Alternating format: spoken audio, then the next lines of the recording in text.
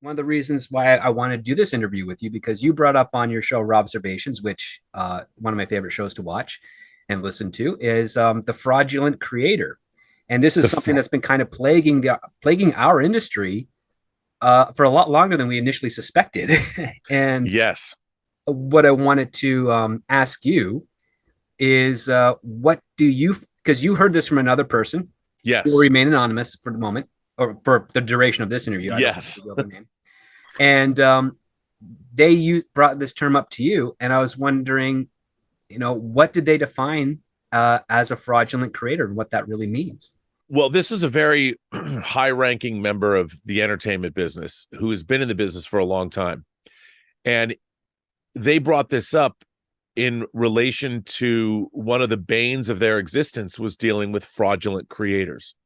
That it happens more often than not, and basically how they defined that was a fraudulent creator was somebody who had achieved some level of success doing something, whether it was writing a screenplay, directing a film, and it was legitimately a successful thing. But then they use that as sort of their calling card to get work that they're not necessarily enthusiastic about, but they know they can get a big payday. They know that they can get a lot more work from it and really cash in on it, but then they don't have to deliver the same quality of work that got them those meetings and jobs in the first place. They don't have to put in the time and effort that got them successful to begin with. And so they take as many jobs as they can. They get as the biggest paydays they can. Their agents, their managers, their team is able to get them through a lot of doors and get them on various projects, whether they're qualified to do those projects or not. And then what ends up happening is the projects themselves suffer. There's only a finite amount of time and a finite amount of money.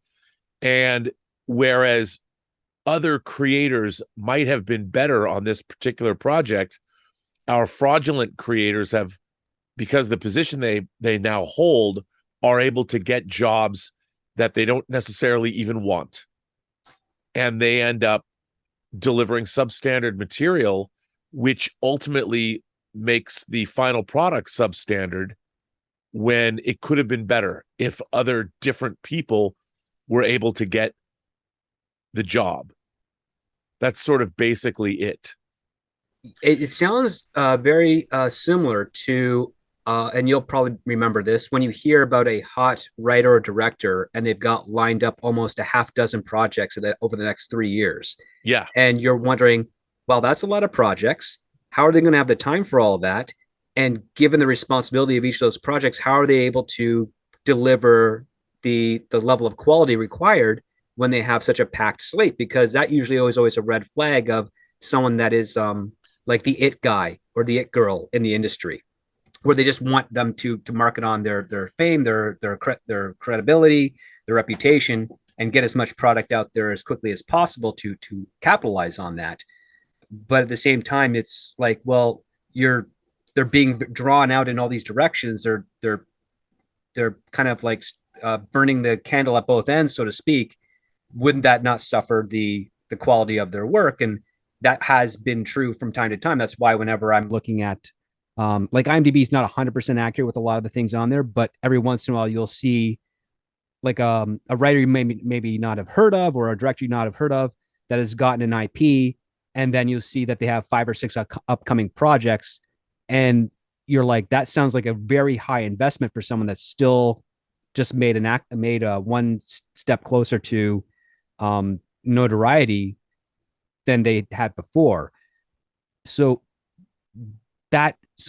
basically what we're seeing is that version, but sought after intentionally, as opposed to just having it occur and then people just coming to them to do work for them, and taking every single job.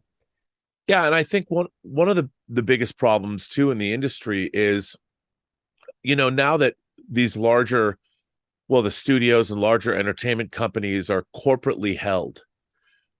Corporations have a way of doing business and hiring people, and they look at their resume, their CV, And what they want is, because they're risk averse, they want to be able to look at a spreadsheet or look down at someone's CV and go, oh, they've worked on this, this, this, and this. Now, it doesn't matter whether the project at hand is well suited to this person. If the person has done previous work, that makes them hireable as far as, in the corporate mindset. Mm-hmm. And a good example of this that I always go back to is, for instance, J.J. Abrams. His Bad Robot Company, very successful in television, created shows like Lost. He did direct for Paramount Mission Impossible 3. Well, Bad Robot gets a hold of the Star Trek franchise back in 2007. Now, nobody really asks if Bad Robot or anybody at Bad Robot is a Star Trek franchise fan. Do they have big ideas for the franchise? Do they know how to shepherd that franchise, which has existed since the 60s?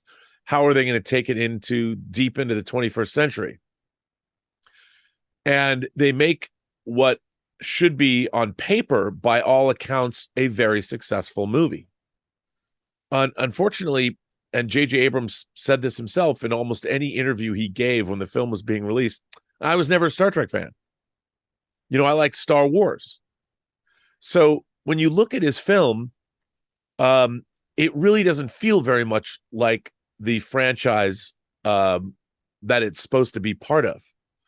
And I think that what you end up getting is J.J. Abrams wants to make his own pastiche of Star Wars and Star Trek and every other action movie. And instead of, for instance, whatever imagery he wants, in Star Trek 09, he made the Starship Enterprise being built on Earth so he could get one shot of the future Captain Kirk rolling up to see the Enterprise being built on Earth on a motorcycle.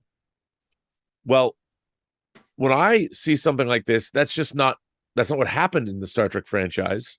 The idea is that these large capital ships, they might have components assembled on Earth, and then the ships are manufactured, they're put together in space. Now, why is that such a big thing? Why am I harping on that? Well, imagine if you have 50 of these decisions throughout the film, and what it does is it undercuts what made Star Trek, and you end up getting a generic space adventure that really satisfies no one. Now, there's a lot of people that might like it, but at the end of the day, the real proof is in the pudding. When a studio spends nowadays $175 million to make a movie and maybe another 50 to 75 million or even 100 million to market that movie, there's an expectation on a $250 million spend, you're going to make between $800 and $1 billion, because the general rule of thumb is that a movie needs to gross 3 or 4 times its budget to break even. And those movies, all 3 of the Star Trek movies under Bad Robot's stewardship, did not, I don't even think Into Darkness broke maybe it just broke 500 million. Mm-hmm. But that film, I don't believe Into Darkness even broke even. And so you have creators that are they were successful in TV and they did all these things. They get hired for these jobs because of their previous successes, whether they really love the material or not. And what ends up happening is they get things that are not satisfying to the studio itself and not satisfying for audiences either. And they underperform. And yet every time somebody gets that job, it's yet another notch on their belt that a corporate company can look at and go, oh, look, they've directed this and this and this and this. Let's hire them.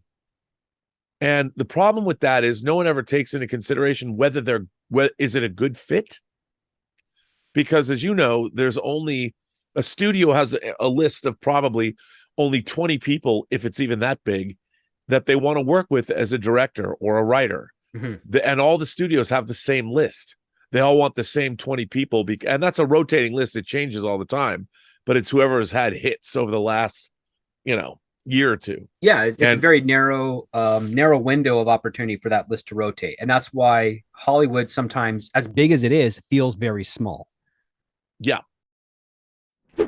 Thanks for watching. If you enjoyed this clip, check out the full episode right here.